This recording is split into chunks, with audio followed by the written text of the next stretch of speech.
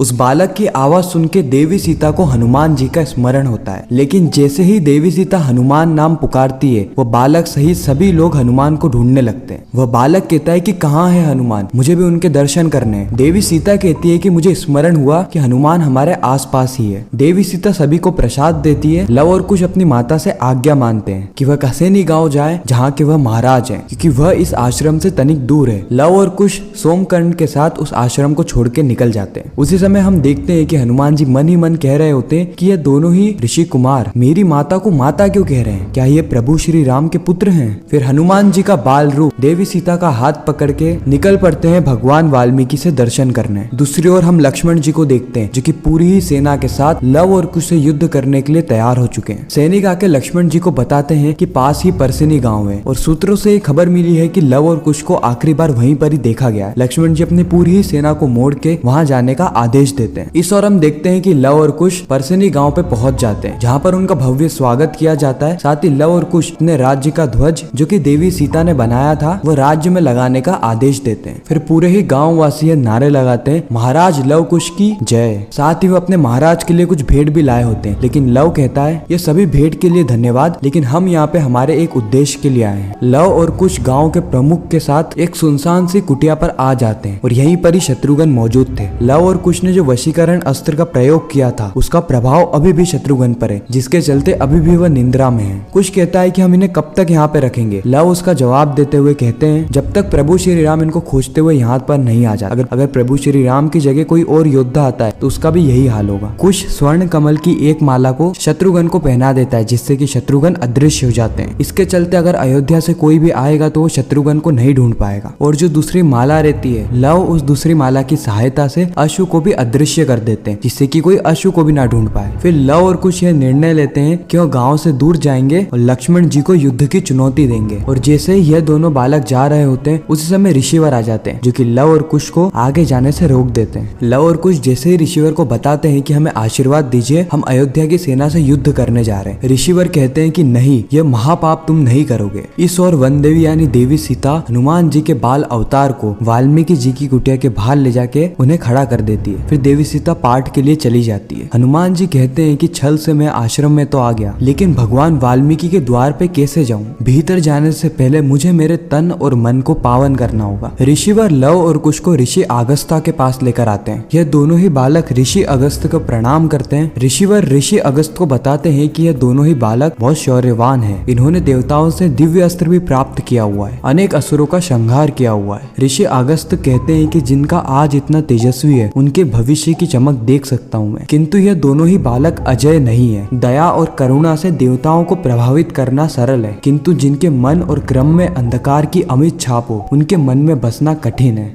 ऐसे लोग सदा ही संदेह के घेरे में रहते हैं। अपने उद्देश्य को पूरा करने के लिए तुम दोनों को ही अजय होना होगा, जिसके चलते तुम्हें एक अशुद्ध और पापी नगर जाना होगा और वहां पे जाके वहां के अधर्मी राजा की सेना को हराना होगा और उस धरा पे धर्म का ध्वज फहराना होगा। लव कहता है कि आप तो ज्ञानी है, लेकिन मुझे प्रसिद्धि की अभिलाषा नहीं है। आपका दिया हुआ दायित्व तो मैं करना चाहता हूँ, लेकिन भय मुझे भी है अपने छोटे भाई का। पिछली बार जब हम गाँव वालों की सहायता के लिए निकले तो मेरे छोटे भाई कुश के प्राण जाते बचे। मैं अब उसके प्राणों को संकट में नहीं डाल सकता और आप तो अंतर्यामी हैं, आप जानते हैं कि हमारे लिए कितना बड़ा उद्देश्य प्रतीक्षा कर रहा है। मुझे क्षमा करिए, लेकिन मैं आपका कार्य पूरा नहीं कर पाऊंगा। इस ओर हम वापिस से देवी सीता को देखते हैं जो कि पाठ करके वापस आ गई होती है और वह देखती है कि यह बालक अभी भी बाहर ही खड़ा है, ये अभी भी भगवान वाल्मीकि की कुटिया में नहीं गया है। देवी सीता उस बालक से पूछती है कि क्या हुआ, लेकिन वह बालक कुछ भी नहीं बोलता है। जिसके बाद देवी सीता कहती है कि क्या तुम्हें भूख लगी है? तो हनुमान जी अपने छोटे अवतार में मुंह हिला देते हैं, जिससे कि देवी सीता जाकर एक तुलसी का पत्ता ले आती है और वह हनुमान जी को खिला देती है। जैसे हनुमान जी वो तुलसी का पत्ता खाते हैं वो अपने वास्तविक रूप में आ जाते हैं। हनुमान जी कहते हैं कि माता अब मुझसे रहा नहीं गया। देवी सीता कहती है कि पुत्र हनुमान, तुम्हें देख के मैं बहुत ज्यादा प्रसन्न हूँ। और इसी के साथ यह एपिसोड यहीं पर ही खत्म हो जाता है। आपको यह वीडियो कैसी लगी कमेंट सेक्शन में जरूर बताना। अगर आपको यह वीडियो अच्छी लगी हो तो वीडियो को लाइक करके चैनल को सब्सक्राइब करके ज्यादा से ज्यादा लोगों को यह वीडियो शेयर करना, ताकि हमारी फिर से मुलाकात हो।